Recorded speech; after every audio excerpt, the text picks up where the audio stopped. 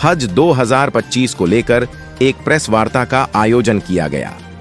हज समिति of India के चीफ मास्टर ट्रेनर और जिला हज नोडल अधिकारी मौलाना आलम मुस्तफा याकूबी ने कहा कि हज 2025 में नई पॉलिसी के अंदर कुछ बदलाव किया गया है, जो मुख्य रूप से हज यात्रियों के लिए समस्या बन सकते हैं। यात्री की उम्र 70 से घटाकर 65 साल रिजर्व कैटेगरी की कर दी गई है। मदीने की तरह मक्का के अंदर भी किचन फैसिलिटी को खत्म किया जा रहा है। मदीने में पहले ही खत्म किया जा चुका है। सऊदी सरकार ने यह निर्णय आग से सुरक्षा हेतु लिया है। सऊदी सरकार के आदेश अनुसार हज 2025 में महिलाओं और पुरुषों को अलग अलग कमरों में रखा जाएगा, जो एक ही बिल्डिंग में अगल बगल होगा। यह आदेश पूरी दुनिया के लिए पहले से ही था। भारत से जाने वाली हज यात्रियों के लिए इस वर्ष यह आदेश हुआ है।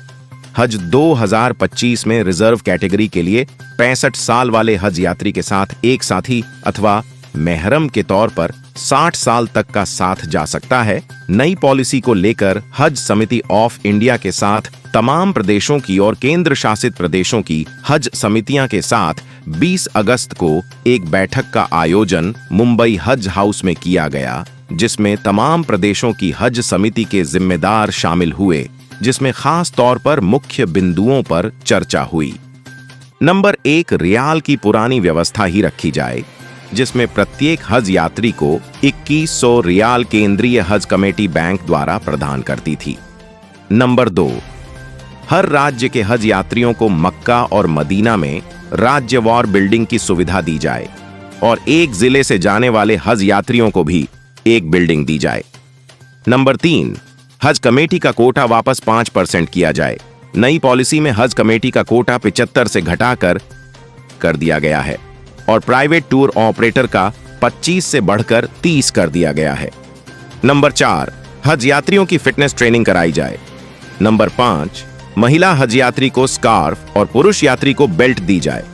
नंबर 6, हज यात्रियों का हवाई जहाज का किराया सामान्य किया जाए सब जगह से। अब भी कुछ राज्यों का किराया बहुत ज्यादा है। नंबर 7, बिजनेस क्लास के लिए 20 दिन का हज पैकेज केंद्रीय समिति द्वारा जारी किया जाए। इन सभी प्रस्तावों को केंद्रीय हज समिति द्वारा केंद्रीय अल्पसंख्यक कल्याण मंत्रालय को भेजा जाएगा। केंद्रीय हज समिति ने यह आश्वासन दिया। तमाम प्रदेश की हज समितियां के जिम्मेदारों को निम्न प्रस्तावों को जल्द से जल्द अंतिम रूप दिया जाएगा।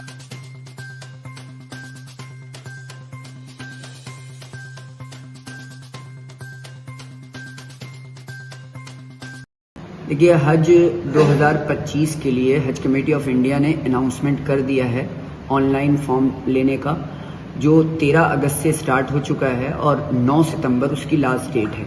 हज इस साल हज 2025 की जो नई पॉलिसी का अनाउंस हुआ है, उसमें हज कोटे को 5% कम करके टूर ऑपरेटर्स को दे दिया गया है। जो पहले 75% हज कमेटी ऑफ इंडिया को मिलता था और 25% प्राइवेट टूर को मिलता था, वो अब 30% प्राइवेट टूर ऑपरेटर्स को और 70% हज कमेटी ऑफ इंडिया को मिलेगा।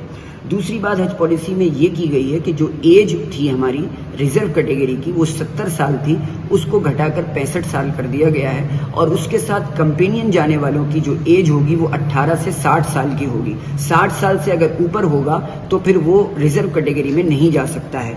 फिलहाल अभी इसमें मॉडिफिकेशन किया जा रहा है, क्योंकि ऑनलाइन जो फॉर्म भरे जा रहे हैं उसमें अभी यही है, लेकिन अगर कोई रिजर्व कैटेगरी नहीं लेता है और उसकी उम्र ज़्यादा है तो वो फिर सफ़र कर सकता है। ये 1-2 दिन में इसमें मॉडिफिकेशन हो जाएगा। तीसरी बात, हज 2025 की कैटेगरी ये भी अनाउंस किया गया है कि इस साल हज यात्रियों को ख़ास तौर से हज सुविधा ऐप के ज़रिए भी फॉर्म भरने की एक नई पहल की है हज कमेटी ऑफ इंडिया ने।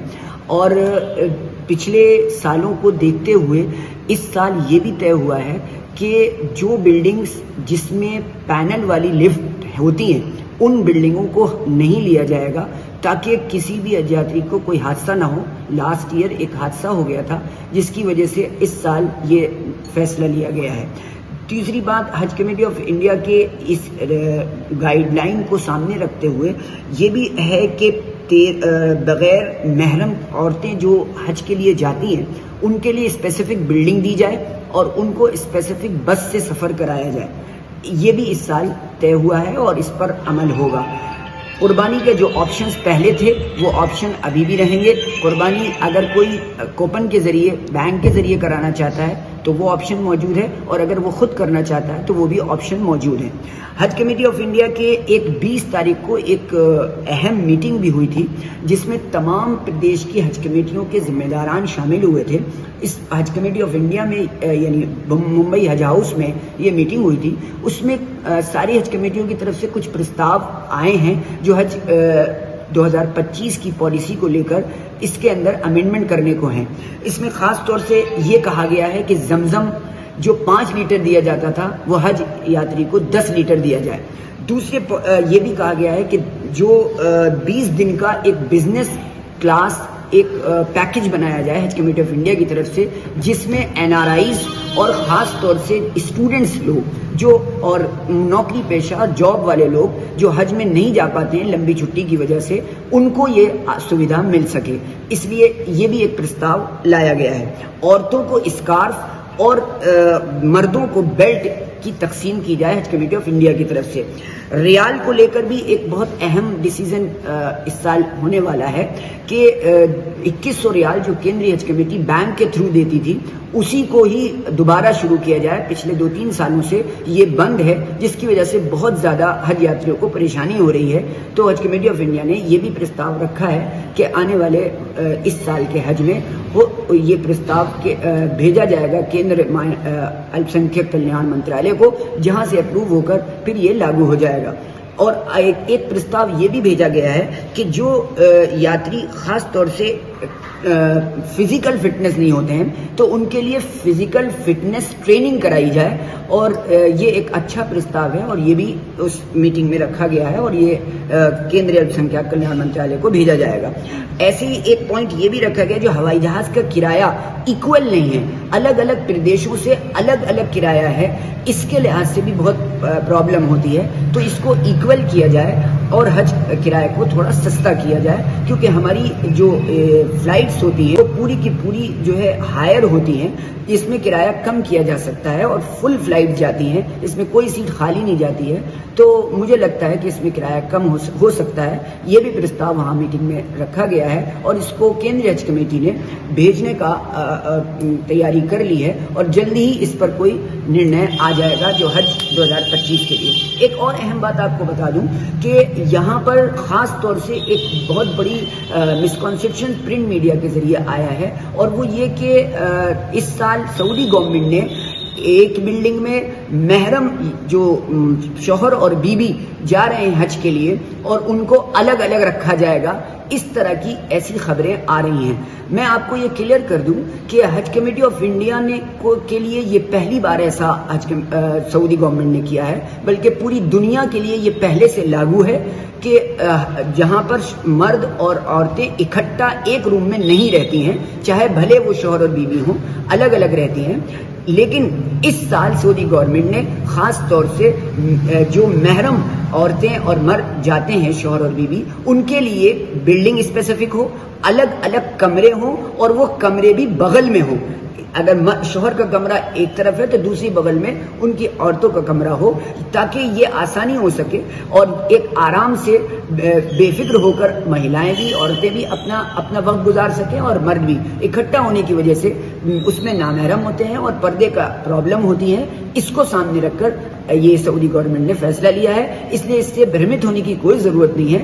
ये सारी दुनिया के लिए पहले से लागू है इस बार। और एक चीज़ और इस साल सऊदी गवर्नमेंट ने की है कि वो मक्का में किचन फैसिलिटीज़ को नहीं देंगे।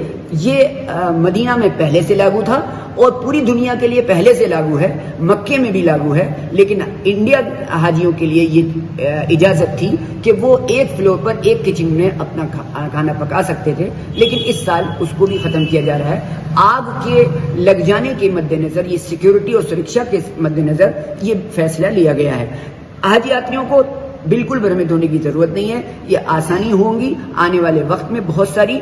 और 13 तारीख से हज फॉर्म भरना शुरू हो गए हैं। 9 सितंबर तक हमारा फैसिलिटी सेंटर बनाया है भारत यूपी गवर्नमेंट ने, इस्लामिक सेंटर मदीना कॉलोनी को, जिसके यहाँ से फॉर्म भरने का टाइम 2 बजे से 4 बजे तक किसी भी वक्त आकर अपना ऑनलाइन फॉर्म भरवा सकता है। 2025 को लेकर जाति को लेकर कोई गाइडलाइन